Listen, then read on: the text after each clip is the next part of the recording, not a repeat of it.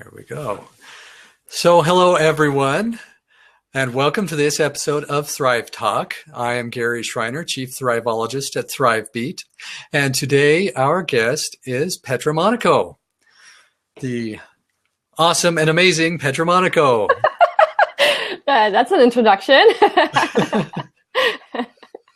Welcome. Hi. Oh, goodness. So, Petra, you are a life coach? I am. I'm specifically a transformational life coach because it's more, frustration and self-doubt is sort of my target niche. It's what I'm really good at. And so having to move, transforming myself and through life challenges, it just makes more sense to give it sort of a specific name instead of just life coach. Well, because life coach can mean a lot of different things, right? Right, exactly. What the heck is a life coach? But so the transformational piece, it sounds like then arose out of your own transformation. Is that how you decided? It did. I've been called an agent of change, as another way of putting it. So my background is, just briefly, is that I grew up in foster care since I was 2. So there's a challenge. Right. Rebellious teen, trying to fit into a world of, humanity. So there was another challenge because I didn't know who I was and what I stood for, and looking to fit in all the wrong places, if you will. So there was a challenge with that. And I moved from Germany to the United States at the age of 18 with an 8-month-old baby, and I didn't even speak English. Talk about a change and transformation going through that. Big transformation. Married.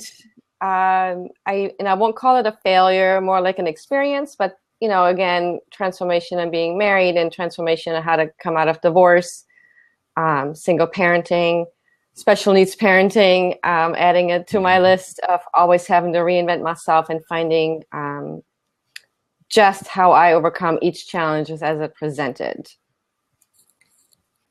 Okay. So you've had a series of life transitions and transformations. Exactly. And so then that has then influenced you to want to help others through their own transitions and transformations? Is that? It has. So at 15, I barely made it to high school because I wasn't really rebellious. I didn't care about myself. Like, I didn't know how to love myself kind of, stage. And so I just gave up on the world because I didn't think anybody believed in me. And so why should I? And I had this social worker who took me to the side and says, Petra, you have a brain. Why don't you use it? And I was like, what? What are you saying? Because nobody else has ever done that before. And so I ended up graduating high school at 15. And of course, Germany is vastly different than the States in their education. And graduate high school. And I'm like, all right, now what do I do with my life? And initially it was to be a veterinarian assistant because dogs and animals, well, they don't talk back. Like, there was no human factor, and I didn't have to deal with people because I just didn't know how to maneuver people. Because I didn't really know how to maneuver myself, you know what I mean? But I've always felt sort of like I was here to do more. Like, I just felt it. It's just like an inner knowing of I was here to do more, but it's taken me 15 years to figure it out. So it wasn't until I was in my 30s, there was like, I'm here to help women specifically to move forward. Of course, I won't knock any men that want to work with me, but it's really because I understand women more because I'm a woman kind of quandrum. Is to help them and just move them forward, because I've struggled for so long in my own life on just being myself, loving myself, respecting myself, knowing that I didn't have to live paycheck to paycheck, knowing I didn't have to be in a poverty mindset. And then until I figured out how to step out of my shadow from my past, it's really where that transition took place. And I became a counselor. So I'm trained in mental health counseling and started working with foster kids because that is what I knew. I knew what it was like to be in foster care. And so I did that work for a while, but then there's that inner thing. I'm not a cubicle girl. I don't do conformity very well. I like to do my own thing. but also meeting my son's medical needs to where I just needed to be present. He's a 3-time liver transplant recipient, and his medical needs are quite different. And so I want to be available when there's a medical situation. I mean, we spent 6 months in the hospital, so working and going to college at the same time was crazy insane. And so I realized that an entrepreneur is my thing. Uh-huh. And I stumbled upon life coaching and explored it. And I'm like, oh, I have everything that it takes to be a coach to help people move forward. And so that's really where my calling is. Yeah, so it sounds like it was a process of getting to that point rather than just one single, aha, this is what I'm supposed to do. Is that the case? Absolutely. And I think it's always the process. I think we get caught up, especially when we're younger, that we have to find our passion and we have to find that thing we're really good at. But it's an evolving process. My first degree is in accounting. I don't work as an accountant, right? But it was giving me a steady paycheck. It was giving me the financial security to take care of my family. Mm-hmm. But there was more to me than just being an accountant and working in that cubicle. I'm an artist, so I create art in my spare time, and I have a business where I sell my art. And it was like, you don't have to just do one thing. So it just kept evolving from one thing to the next. And when my son was diagnosed with this rare genetic disorder, it was like sort of like that aha of, what are you doing with your life? You know you have more to give to this world. You know you have a big message of overcoming challenging situations. And so what are you going to do with it? And so I enrolled in a master's program to be a counselor and then evolved from there. So I think it's just ongoing, that we always evolve. And gosh, 10 years from now, I might be doing something different. I don't know, right? So it's going with the flow. Yeah. It is. And it's going with the flow, what feels good at the time. Okay. So one of your areas of expertise is overcoming self-doubt and frustration. Yeah. So what would you say is, if someone is really struggling with self-doubt, what is the greatest challenge to overcoming that? Oh, to not listen to all those noises and voices we've been hearing for so long. I think there's been such a stigma, and I find that through myself as being a parent, where I so focused on academia. When they graduate high school, you need to go to college, right? Mm-hmm.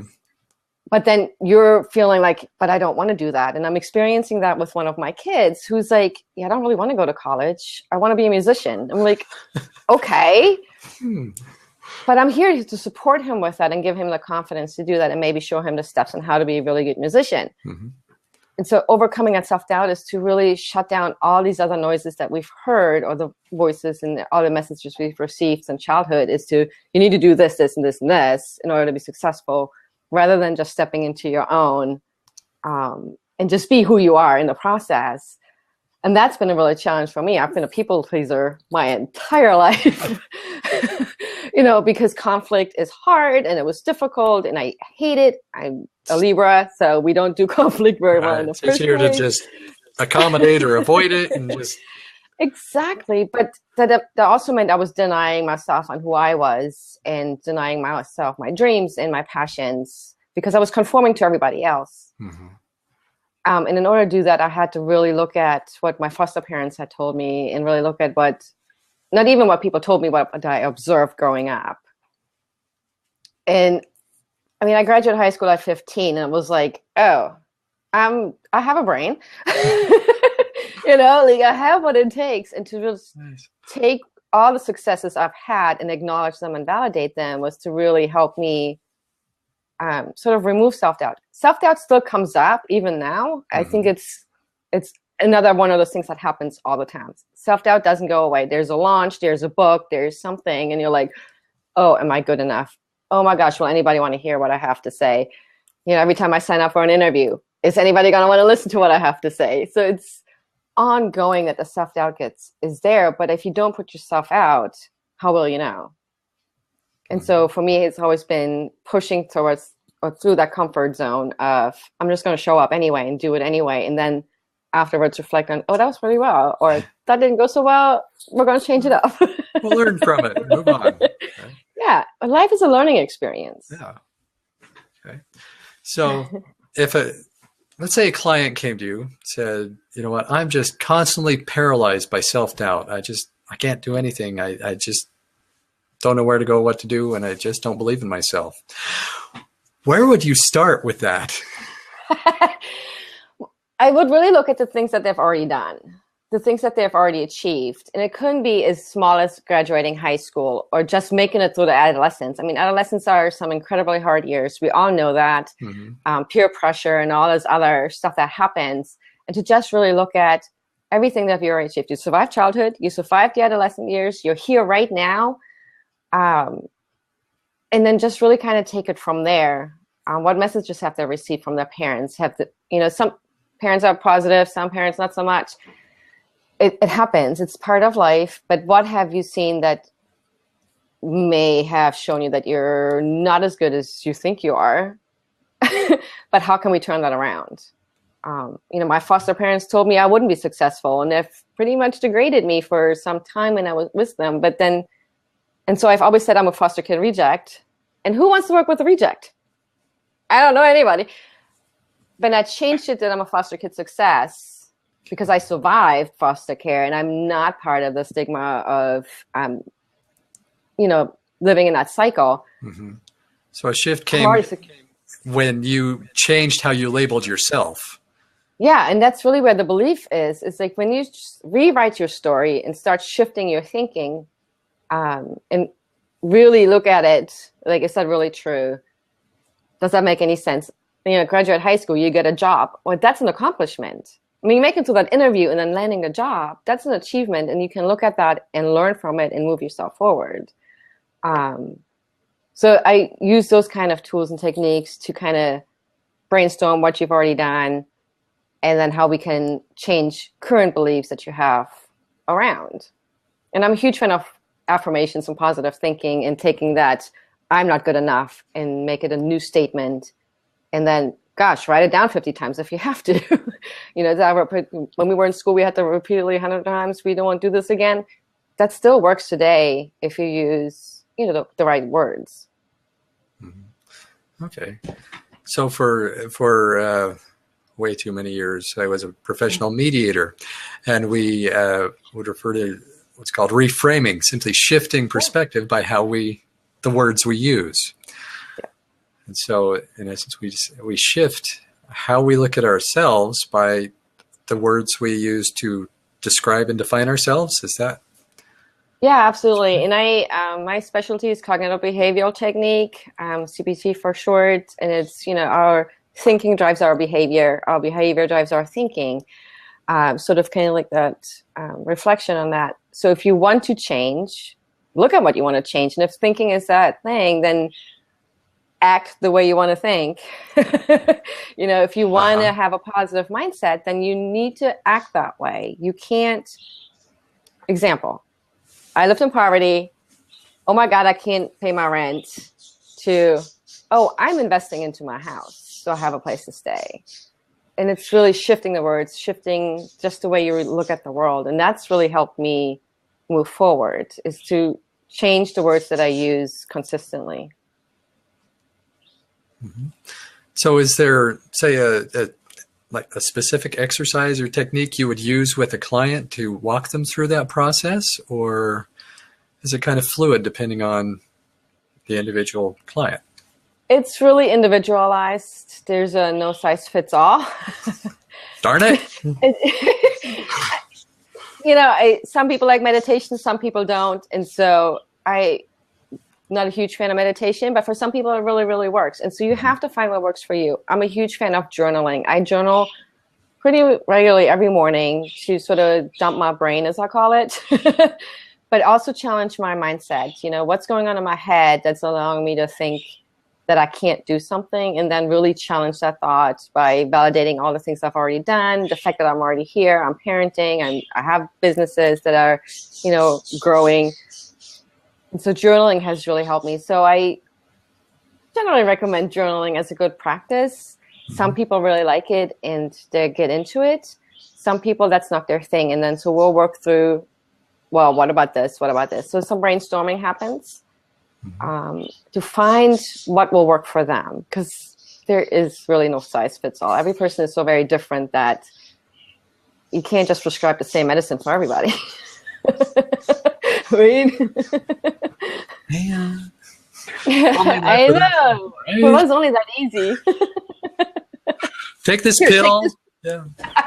Yes, exactly. Unfortunately, it won't work that way. Darn it. I was hoping you'd give me a pill to take to make me all confident and. Well, one of the biggest things for me is I'm pretty intuitive, and that's until my son diagnosed, I didn't really harness that power, if you will, or gift, or whatever you want to call it. So I'm quite intuitive. For 4 years, I knew there was something wrong with him. For 4 years, I battled the doctors, and they're like, "No, he's fine." And I'm like, "No, he's not fine." But just trusting my intuition and just use it as my guidance of where I want to go, and then challenge my own beliefs in that reference, and really looking at my family dynamics and the dysfunction that so very much existed for a very long time, right, and challenge them has really, really helped me to just, but you've already done this. I've kept my son alive.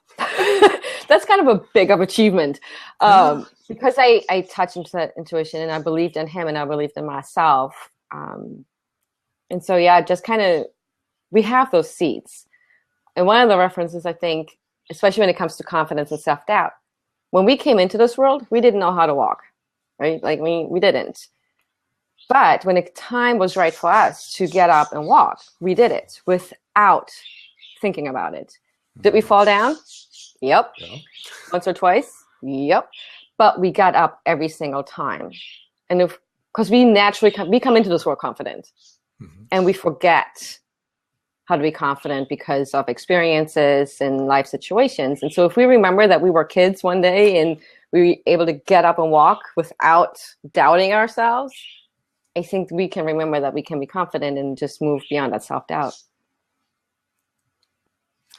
Okay, so everything... Yeah, so we're able to... make certain transitions in our lives when the time is right. Yes. Yes. And what happens when we try and push those too soon? You get frustrated because you're not ready for the next step. I fully believe that we are always at our best moment. I'm the best at what I'm right now. Tomorrow, I might be the best at something else. But we're in that moment right here, right now, we're at our best. We can't be more than that. Right. Like, it's unrealistic to expect to be more than that.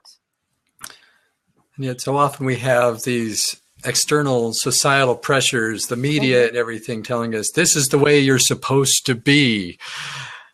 And if you're not worth, whatever.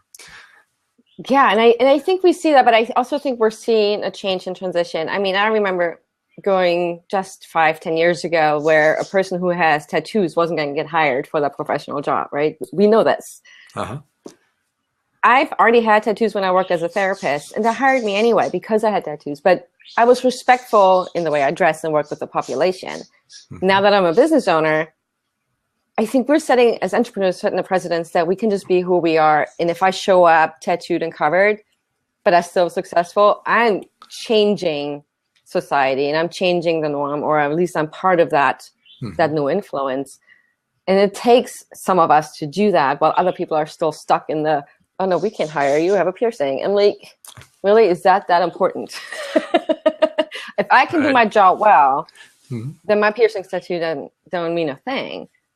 And I think we are seeing that shift, and now people are coming on the generational differences, where from professional, cover everything up, don't show anything, to like just be who we are. Like that shift is happening, and that's where the self-doubt is like, but 10 years ago this was this. Well, this is now, and it's different.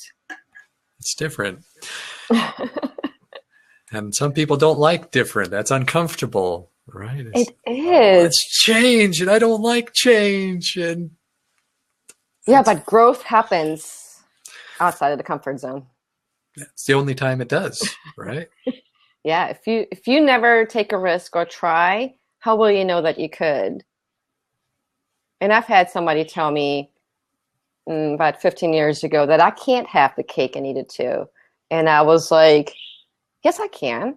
If I want one business or two businesses, I can totally make that happen. If I want to travel, then it's up to me to make that happen. You don't get to define how I live my life. And if I want to eat the cake all by myself, I can. If I want to share it, I can. And so we have to shift and change our perception.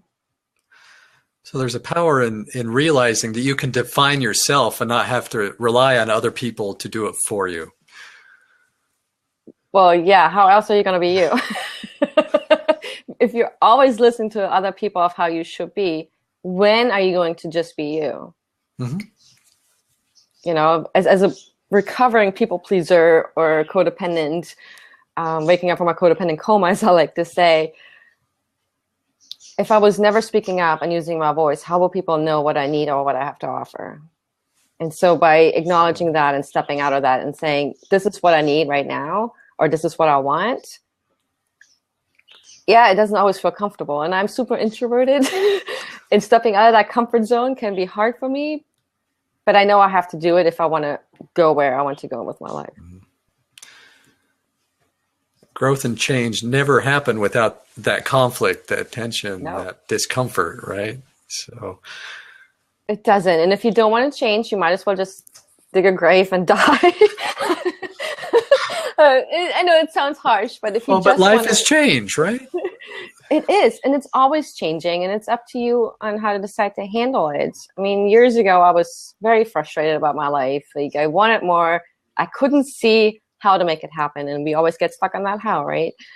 But I knew I wanted it.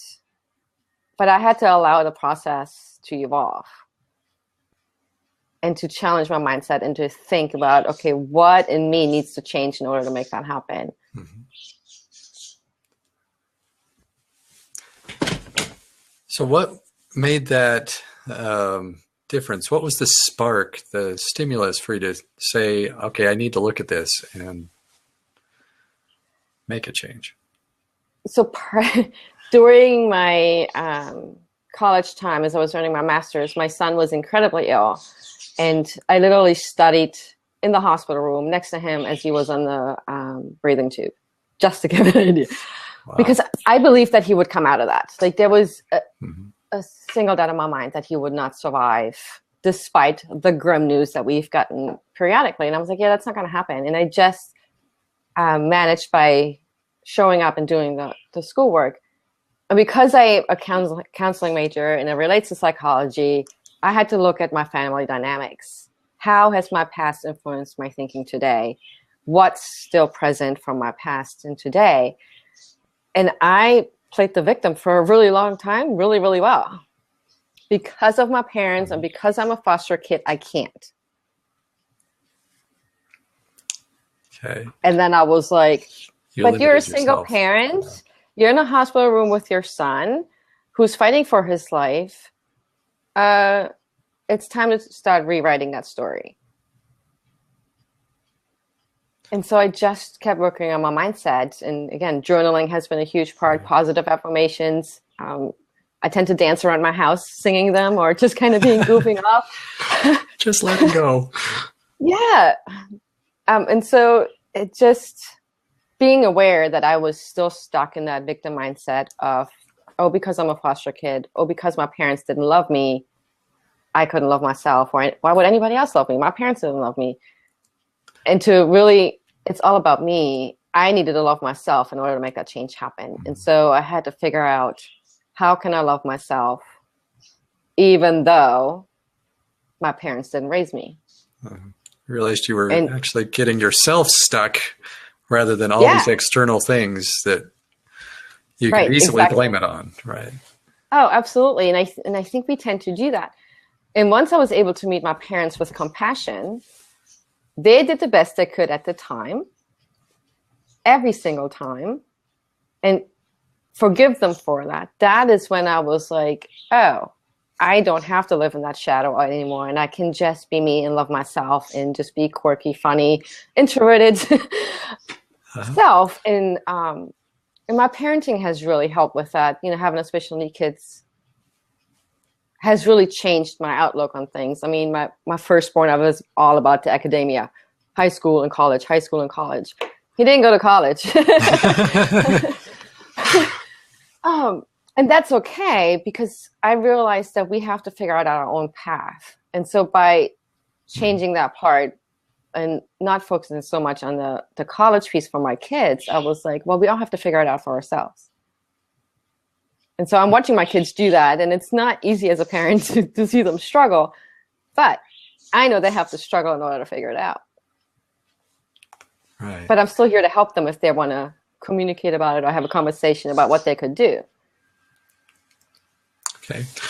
So recognizing that there's no one-size-fits-all solution to dealing with self-doubt, if you could give someone, say, 3 to 5 specific tips on, okay, here's how you can get started on working through this, what would you say?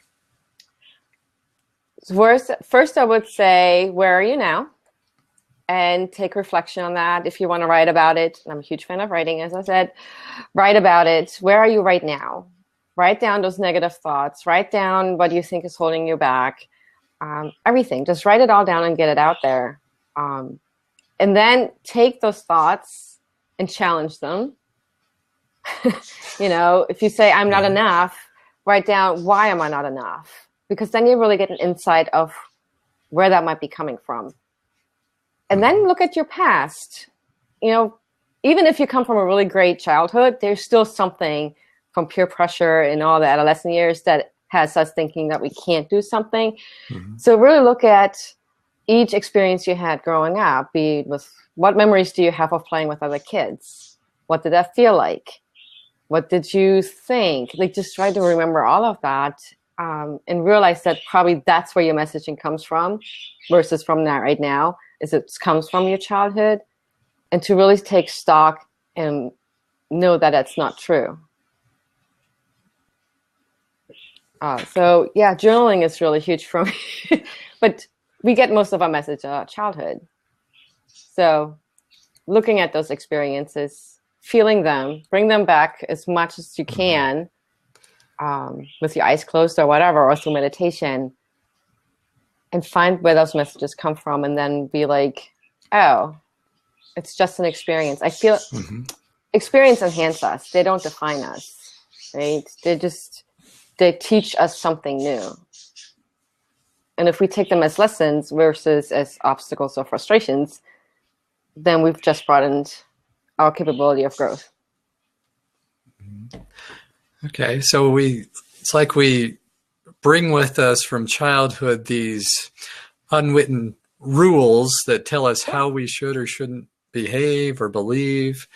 And if we feel like we're going to, if we step outside of what we've been doing, we're breaking these rules. We are. And that doesn't feel good, right? Especially when the rules come from our parents, or our core values, our core beliefs that we get from our parents and grandparents and circle of friends. When they no longer feel aligned with us, all of a sudden we're like, what will they think? Oh my God, I can't do that. And then you're denying yourself if you don't follow your own path or journey or whatever you want to call it. Mm-hmm. And I found that sometimes some of those relationships have to let go. I've had a relationship with my mother, but once I started stepping into my truth and saying I'm no longer going to live this way, she decided to not have contact with me. That was her choice. That wasn't my choice. It was hers. But I chose to not engage into her, whatever that thing it is, guilty play that she was trying to do, making me, the dutiful daughter. I'm like, I'm sorry, I'm not going to have to give in to that. And just be me in the process. Wasn't always easy because we do feel that guilt. Mm-hmm. But sometimes knowing that I'm breaking a rule, right? Breaking the rule, but relationships come and go, and that includes families, friends, associates, whatever. they come and go. Some are meant to stay because they grow with you. And some of us are here for a short period of time. They teach us our lesson and we move on. And so that's really how I look at the relationships with my foster family, with my parents, the friends I have from childhood. They were there for a reason. The ones I'm still engaged with and have a connection with, they're here for a reason. The ones that are not, they've served their purpose. Mm-hmm. And so by acknowledging that, I was able to let go of the guilt, and I'm so much better for that. Okay. So is there then an element of constantly really reassessing yourself and your life and your relationships? And there was a time for that, but now it's time to move on to something else. Or maybe, hey, you know what? This is something I still need to hold on to because it's positive and it's still uplifting and something positive in my life. Yeah, absolutely. If it doesn't feel good, don't do it. It's really like if your body is having a reaction, your gut is telling you, no, this doesn't feel good. I'm a huge advocate of not following through. But if it feels really amazing and you feel energetic and your vibrations are really high, and that's like, oh, that's the thing to hang on to and just kind of go with the flow, right? But because if we deny ourselves, then we're denying ourselves an experience. And I'm all about having good experiences. But I'm also, yes, we have to get uncomfortable, but if it doesn't feel good, I don't have to go there if I choose not to. So it's a constant being aware of where you are, being what we call living in the moment, right? Mm-hmm. And I'm not saying you have to do self-awareness every day, but you definitely want to check in with yourself a couple times a week. Where are you? How are things going? How are things progressing? Are you seeing the steps evolving the way you want to, or do you need to readjust them? Okay. So shifting gears a little bit here, let's talk a little bit about your coaching practice. What kinds of things, what kinds of reasons, issues do clients come to you with saying, I need a coach and here's my problem, help me? So for one, they don't have enough self-love, or they don't know how to love themselves, but they don't know that. So that's a challenge, because sometimes we want the help, but we don't know why we want the help. But so they're frustrated. They're frustrated with not making their business work. They're frustrated with making their relationships work. They're frustrated finding their voice and feeling guilty about, saying no. So boundaries, that kind of stuff. So they come to me with that. And it usually relates to some kind of abandonment. I found is that they have been abandoned, not in the scheme of me, like my experience, but there has been a death in their family. There has been a divorce. There has been separation. There has been some kind of loss type that has them now struggling and frustrated because they haven't been able to grieve or give compassion to that experience or experience that anger. Because, some people get angry about losing stuff, and that's normal, but we haven't really honored those feelings and really acknowledged that this hurt us in some kind of way. We just like, what is this life? Well, yes, but we still have feelings about that. And so they come to me when they're really frustrated about how their business is going and they don't know how to move forward. And I'm not a business coach, but I know some strategies. And so I become that brainstorming partner and accountability person where we're like, all right, try this out for a couple of weeks and let's check back and see how that works for you. And if it doesn't work, let's change gears, because you have to try things in order to see what works. When it comes to relationships, it all comes back to you. The people that you encounter are your mirror image, and whatever doesn't feel good about them, or whatever is like, oh my God, I don't like this person, there's usually part of you that is exactly what you don't like about yourself.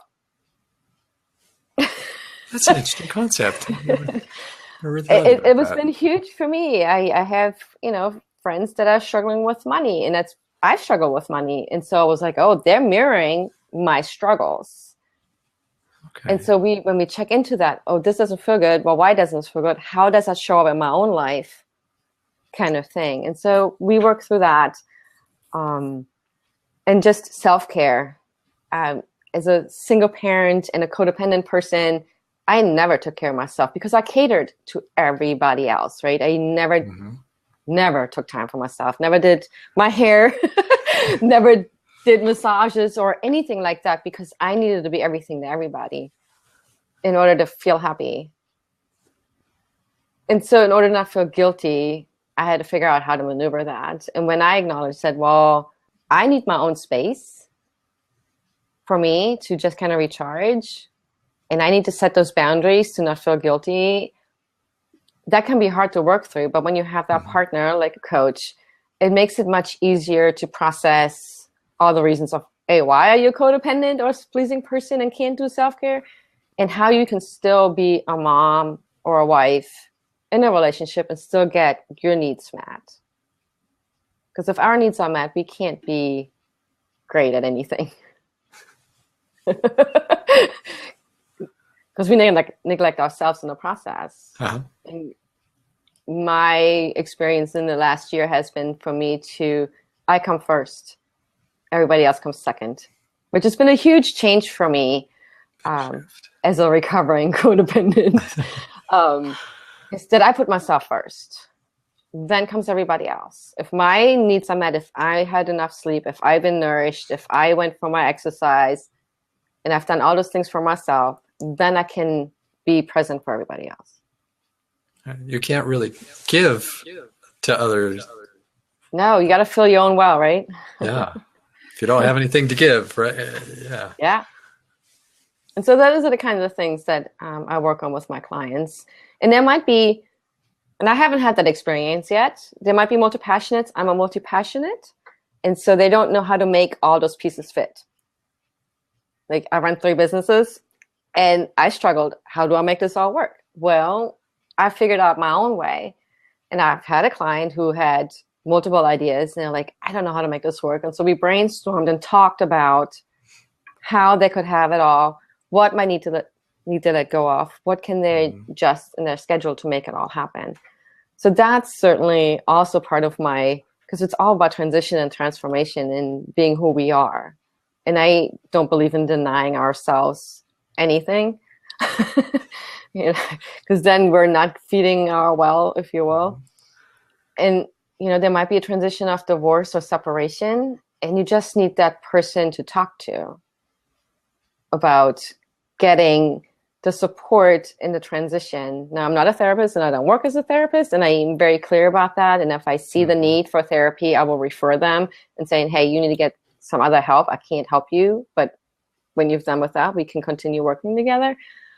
Or I will co-work with a therapist, but I still focus on the client and the therapist does their thing. And so that happens as well. It's actually happening right now. And it can be tricky because I come from a therapeutic background to know that line sometimes and to acknowledge them and to really focus on the client and not what's going on outside of that work. Okay. So what does it take for a client to be successful with coaching? I can imagine people come in saying, I want help, but do they really want help? Do they really want to put the effort into it? You have to be comfortable with getting uncomfortable. Right? It's going to that growth end. If you're not willing to hear what a coach has to say and be, I would say if you're not scared to work with a coach, then it depends on the coaching. So let me rephrase that. If you're looking for a transformational coach and you're not scared to work with them because of what might be on the other side, you might not be ready. You have to be committed. You have to be committed to, to show up for the calls and the sessions. You have to be committed for any work that might be happening in between those sessions, and be honest about, if there's an accountability piece, be honest of what you did. And if you didn't do it, let's explore why, and be willing to hear what the coach has to say about it, and what the coach might inflect on you and ask you about why that hasn't happened. So you can then come up with your own answer and decide, oh, that's why I didn't do it. Okay, now I have something else to work on that's probably going to move me forward, and then I can follow through with the other steps. Great. Thanks. Yeah. I'm wondering if we can shift gears once again. And I caught hold of this concept that you mentioned of being multi-passionate. Oh, it's my favorite. Wonder if you could elaborate a little bit about that. And what when you say multi-passionate, what does that mean? So we're not one-sided. We're multifaceted people. We have more than one interest, right? I mean, aside from having a business, we may have a hobby, we have a family, we have all these different things. We're three-dimensional. We're not a piece of paper that's lays flat. And so for me, as a multi-passionate, I have an art business, I have a coaching business, but I also like social media management and web design. And people are like, but you should just focus on one thing. For me personally, and I found this for true for most multi-passionates, we get bored really, really easily focusing on that one thing. Mm-hmm. If I were to do coaching 100%, I wouldn't last very long in that business. And so I've found other outlets that will not only supplement my income, so to speak, but I have businesses I can grow and just have fun. I mean, I can crochet anywhere in this world. So but I'm on an airplane, I could crochet if they let me take that hook on there, but That's a weapon. Yes. But I can be creative on an airplane with my artwork and then have a product to sell in the end. And I'm not focusing on coaching. I'm not focusing on having to create content all the time.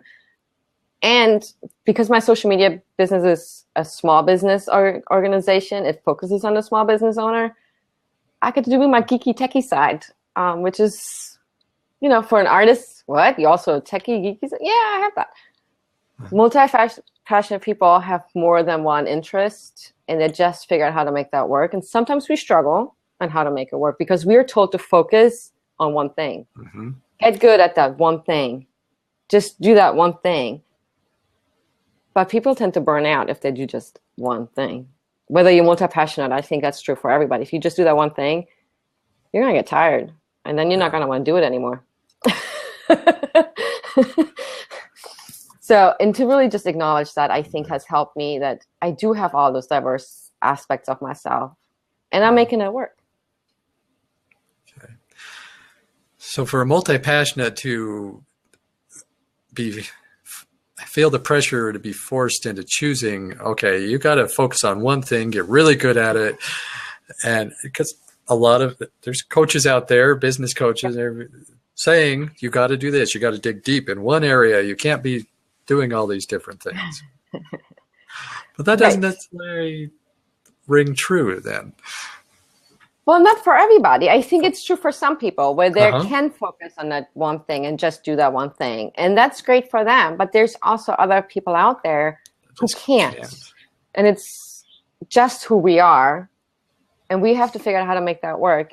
And my coaching is very specific, but I have other outlets that interest me as well.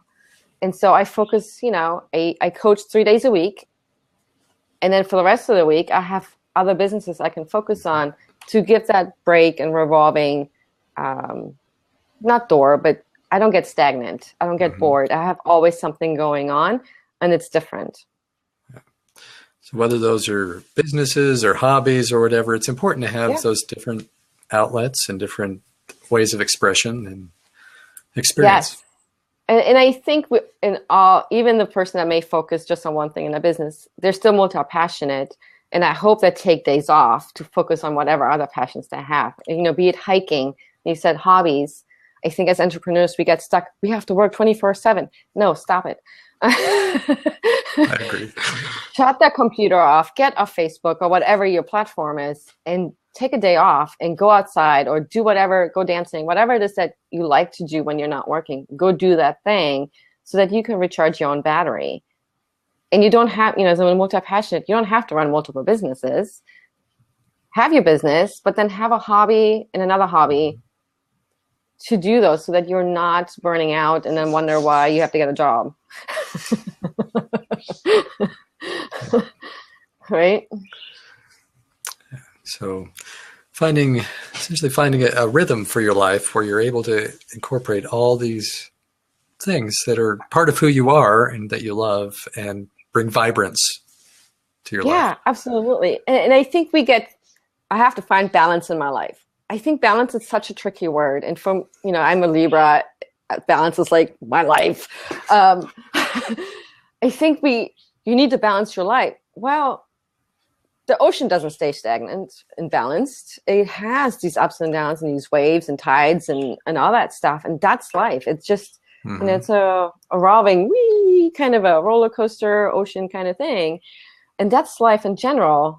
It won't always be balanced. Sometimes things go this way and then they go this way. It's just how that happens. And if we can be open to that and be flexible to that, we'll have a much more exciting, fun life that we want. Yeah. Well, I'm a firm believer that life balance is a myth. So, yes. But rhythm, you can find a rhythm for your life. And so that's absolutely. Yeah. Awesome. Well, if someone wanted to work with you as a coach, how would they go about that? Well, they can find me on my website where I share all kinds of fun posts about frustration and self-doubt. And it's petramonaco.com.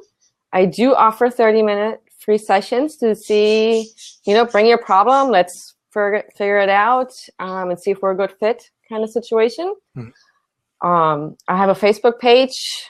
It's facebook.com/petramonaco.com where they can sort of see my shenanigans, morning video messages, things I have to share.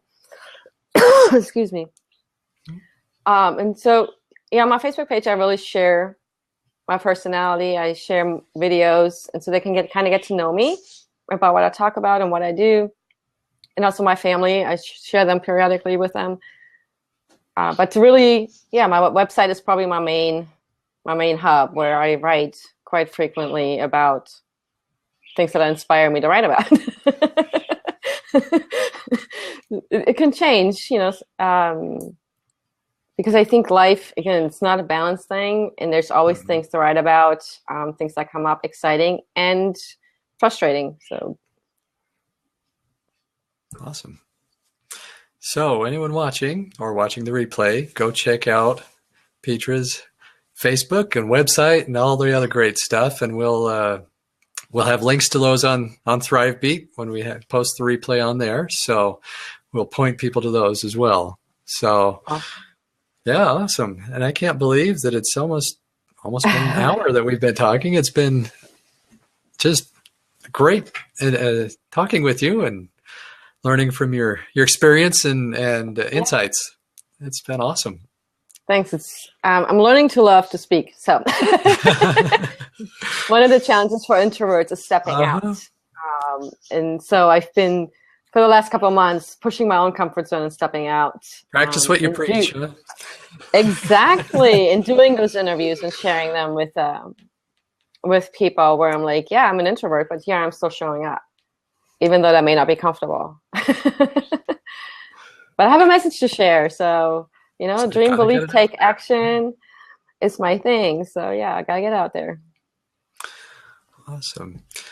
Well, I will wrap this up with just a closing statement, then I'll shut off the recording here and we can wrap things up. So I want to thank everyone for watching, either now or in the future. Thank you for watching this episode of Thrive Talk, and thank you especially to Petra for being on the show. You've been an amazing guest, and I look forward to seeing more great things from you. So, so check us out on thrivebeat.com. Check out our other episodes, and we'll see you next time.